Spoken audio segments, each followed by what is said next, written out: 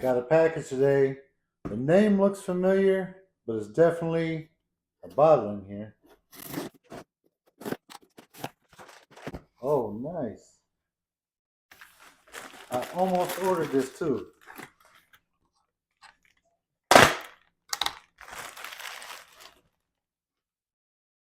ChickenCock, Island Rooster. Man, I appreciate this ChickenCock. Like I said, I almost ordered this. This is a $200 bottle, but I've heard great things about it.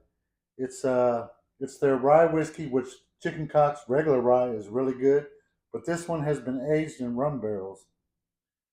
It is 47.5% ABV, so it's 95 proof. Man, I'm looking forward to trying this. Dope ass bottle too. So stay tuned. Definitely gonna do a review on this